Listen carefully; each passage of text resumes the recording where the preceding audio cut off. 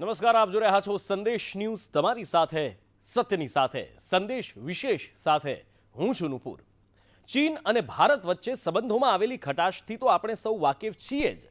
ભારતની એક ઈંચ જમીનની રક્ષા કરવા સરકાર અને સૈન્ય પોતાની રીતે લડી જ રહ્યા છે, પરંતુ હવે તો ભૂમાફિયા ચીનને તેની ઓકાતમાં લાવવા માટે ભારતના સામાન્ય નાગરિકોએ પણ હથિયાર ઉઠાવવાના શરૂ કર્યા છે, અને આ હથિયારે દિવાળીના ટાણે દુશ્મન ચીનનું દેવાળું ફૂંકી દીધું છે।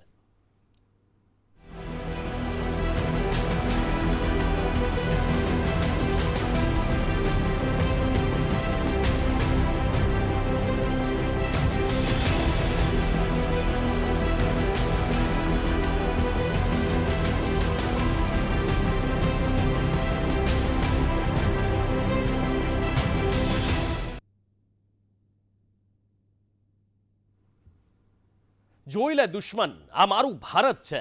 જોઈ લે જમીન ભૂખ્યું ચીન, આ મારા ભારતની તાકાત છે। દેશમાં દિવાળી છે, પણ તારા માટે દેવાળા જેવી સ્થિતિ સાબિત થઈ રહી છે, કેમ કે સરકાર સૈન્ય જ નહીં પણ ભારતના દરેક નાગરિકે તને ધૂળ ચટાડવાનું મન બનાવી લીધું છે, અને એટલા માટે જ પહેલી વાર નહીં પણ કોરોના અને એલએસીના વિવાદ બાદ આવેલી બીજી દિવાળીએ પણ તારું દેવાળું કાઢી નાખ્યું છે।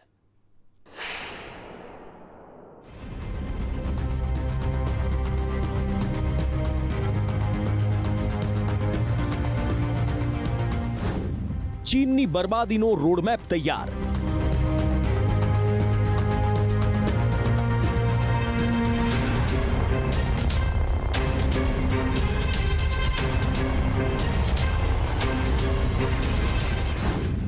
સરકાર, સેના બાદ દેશવાસીઓએ સંભાળ્યો મોરચો।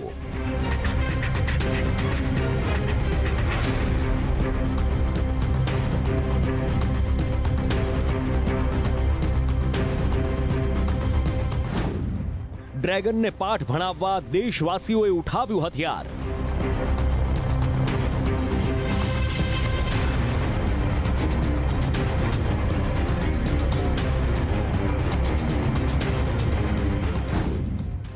રણનીતિ, કૂટનીતિ બાદ આર્થિક નીતિથી દુશ્મન પર પ્રહાર।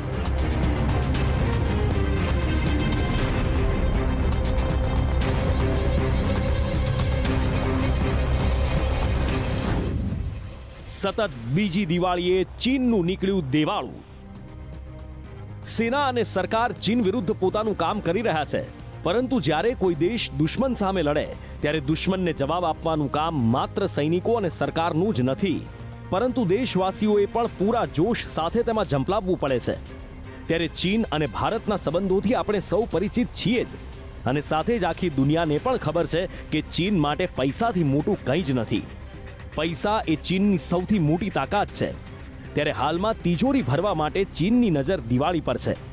ભારતીય બજારમાં પોતાનો માલ વેચીને હજારો કરોડ ચૂસીને ચીન પોતાની તિજોરી ભરવાના પ્રયત્નો કરી રહ્યું છે, અને પછી આ જ પૈસાથી ચીન હથિયારો બનાવે છે, જે સરહદ પર ભારત સામે લડનારા સૈનિકોને આપવામાં આવે છે।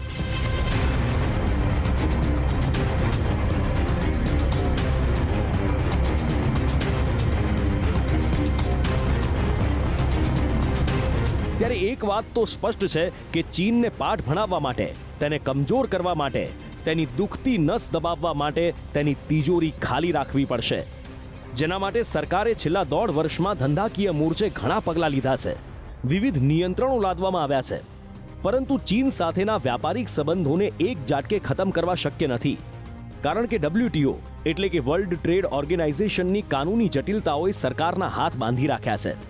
માટે ભારત સરકાર ચીન સાથે એક ઝાટકે વ્યાપારી સંબંધો તોડી તો નહીં શકે, પરંતુ આ કામ આપણે સૌ કરી શકીએ છીએ, કેમ કે WTOના નિયમો સરકાર માટે હોય છે, જનતા માટે નહીં। ત્યારે આપણે સૌ આ દિવાળીમાં ચીનને સૌથી વધુ નુકસાન પહોંચાડી શકીએ છીએ, અને આવું કરવા માટે ફક્ત મેડ ઇન ઇન્ડિયા વાળી જ વસ્તુ ખરીદવાની જરૂર છે, લોકલ માટે વોકલ થવાની જરૂર છે। આવું કરવાથી આપણને વધારે નુકસાન નહીં થાય, પરંતુ દેશની શક્તિમાં અનેક ગણો વધારો ચોક્કસ થશે। પણ સવાલ એ થાય કે શું હિન્દુસ્તાન ચીનને આર્થિક તમાચો મારશે? શું આ દિવાળી પર ભારતીયો ચાઇનીઝ વસ્તુઓનો બહિષ્કાર કરી ચીનનું દેવાળું કાઢશે?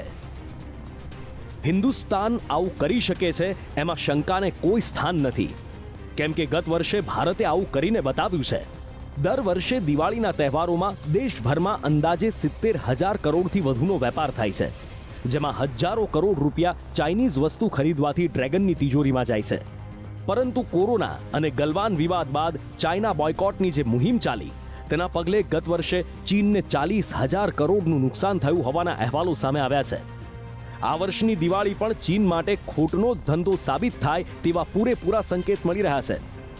ગત વર્ષની જેમ આ વર્ષે પણ દિવાળી ટાણે ચાઇનીઝ વસ્તુઓના બહિષ્કારની મુહિમ ચાલી રહી છે. ભારતીય માર્કેટમાં ચાઇનીઝ વસ્તુઓના બહિષ્કારથી ચીનનું દેવાળું નીકળવું નક્કી છે. CAIT એટલે કે કોન્ફેડરેશન ઓફ ઓલ ઇન્ડિયા ટ્રેડર્સનો દાવો છે કે ચાઇનીઝ વસ્તુઓના બહિષ્કારથી ડ્રેગનને આ વર્ષે 50,000 કરોડ રૂપિયાનું નુકસાન થશે. આ સાથે જ ભારતીય વસ્તુઓની ખરીદી વધતા દેશની અર્થવ્યવસ્થામાં અંદાજે 2 લાખ કરોડ રૂપિયાનો વધારો થઈ શકે છે. કોન્ફેડરેશન ઓફ ઓલ ઇન્ડિયા ટ્રેડર્સે દિવાળી વેપારને લઈને નિવેદન આપતા કહ્યું કે આ દિવાળીએ દેશભરની બજારોમાં ઉમટેલી ગ્રાહકોની ભીડને જોતા વેપારી વર્ગ એક મોટા બિઝનેસની આશા રાખી રહ્યો છે. દિવાળીમાં ગ્રાહકોની ખરીદીના કારણે અર્થવ્યવસ્થામાં અંદાજે 2 લાખ કરોડ રૂપિયા આવવાની શક્યતા છે. આ ઉપરાંત ગત વર્ષની જેમ આ વર્ષે પણ કોન્ફેડરેશન ઓફ ઓલ ઇન્ડિયા ટ્રેડર્સે ચાઇનીઝ વસ્તુના બહિષ્કારનું આહવાન કર્યું હતું, જેના કારણે દેશના વેપારી અને આયાતકારોએ ચીની સામાનની આયાત બંધ કરી હતી. જેને જોતા આ દિવાળીએ ચીનને અંદાજે 50,000 કરોડ રૂપિયાના નુકસાનનો અંદાજ લગાવવામાં આવી રહ્યો છે. ચાઇનીઝ વસ્તુના બહિષ્કારના પગલે વેપારી અને ગ્રાહકો પણ સ્વદેશી સામાન તરફ વળી રહ્યા છે. ફેડરેશન ઓફ ઓલ ઇન્ડિયા ટ્રેડર્સના દાવા મુજબ દેશના 20 મોટા શહેરોના એક પણ વેપારીએ દિવાળી ટાણે ચીનને ઓર્ડર નથી આપ્યો. દેશના આ 20 શહેરોમાં દિલ્હી, અમદાવાદ, મુંબઈ, નાગપુર, જયપુર, લખનઉ, ચંદીગઢ, રાયપુર, ભુવનેશ્વર, કોલકાતા, રાંચી, ગુવાહાટી, પટના, ચેન્નાઈ, બેંગલુરુ, હૈદરાબાદ, મદુરાઈ, પોંડિચેરી, ભોપાલ અને જમ્મુનો સમાવેશ થાય છે. એટલે કે સતત બીજા વર્ષે પણ દેશના મોટા ભાગના રાજ્યોમાં ચાઇનીઝ વસ્તુનો બહિષ્કાર કરવામાં આવ્યો છે, જે સાબિત કરી રહ્યું છે કે આ દિવાળીએ પણ ચીનનું દેવાળું નીકળવું નક્કી છે.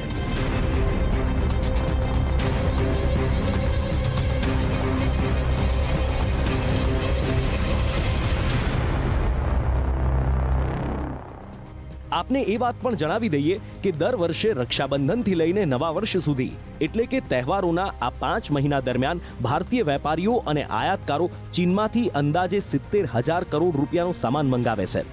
દિવાળી પર ઘર ઓફિસને શણગારવાનો તેમજ પોતાના માટે નવા કપડાં અને બૂટ ચપ્પલ ખરીદવાનો સિલસિલો 1 મહિના પહેલા જ શરૂ થઈ જાય છે. બાળકો પણ આમાં પાછળ નથી રહેતા. બાળકોની તૈયારીઓ ફટાકડાથી શરૂ થાય છે. હોલસેલ અને રિટેલ વેપારીઓનું માનીએ તો દિવાળીનો આ બિઝનેસ હજારો કરોડ રૂપિયાનો હોય છે. લગભગ 40,000 કરોડ રૂપિયાનો સામાન તો માત્ર ચીનમાંથી જ આવે છે, જેમાં 5 રૂપિયાવાળી ફૂલઝરથી લઈ હજારો રૂપિયાવાળી ફેન્સી આઇટમનો પણ સમાવેશ થાય છે. પણ ભારતમાં ચીન આ વખતે પોતાની માયાજાળ નહીં પાથરી શકે, કેમ કે લદ્દાખમાં ઘૂસણખોરી બાદ દેશના દરેક નાગરિકે ચીનને તેની જ ભાષામાં જવાબ આપવાનો નિર્ધાર કર્યો છે. જેના પગલે ગત વર્ષની જેમ આ વર્ષે પણ તમામ તહેવારોમાં ચાઇનીઝ સામાનનો બહિષ્કાર કરવામાં આવ્યો છે. ગત વર્ષે રક્ષાબંધન સહિત શ્રાવણ મહિનાના તહેવારોમાં ચીનને 500 કરોડની ખોટ સહન કરવી પડી હતી, જે આ વર્ષે વધી 5,500 કરોડની ખોટ થઈ છે. જ્યારે ગત દિવાળીએ ચીનને 40,000 કરોડનું નુકસાન ભોગવવું પડ્યું હતું, જે આ દિવાળીએ 50,000 કરોડનું નુકસાન થવાનો અંદાજ આંકવામાં આવી રહ્યો છે.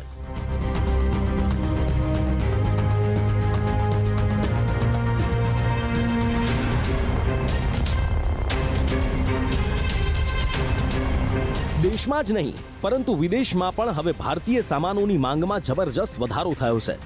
ગત વર્ષની જેમ આ વર્ષે પણ દિવાળી સાથે સંકળાયેલા સામાનો જેમ કે દીવા, ઇલેક્ટ્રિક લાઇટ્સ, અલગ અલગ રંગના ઇલેક્ટ્રિક બલ્બ, સજાવટવાળી મીણબત્તી, સજાવટનું સામાન, રંગોળી અને શુભલાભના ચિહ્નો, ઉપહારમાં અપાતી વસ્તુઓ, પૂજન સામગ્રી, માટીની મૂર્તિ સહિત અનેક સામાનનું ઉત્પાદન ભારતીય કારીગરો દ્વારા જ કરવામાં આવ્યું છે. દેશી કારીગરોની પ્રતિભા જોઈને વિદેશી લોકો પણ આકર્ષિત થયા છે.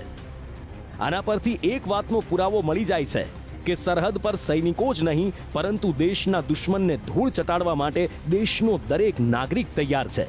એટલા માટે જ ભારતીય જમીન પર નાપાક ડોળો રાખનાર જમીન ભૂખ્યું ચીન ભારતમાં કમાણી કરવાના બદલે ખોટ ખાઈ રહ્યું છે અને હજી પણ આ જ રીતે આગળ વધવાનું છે.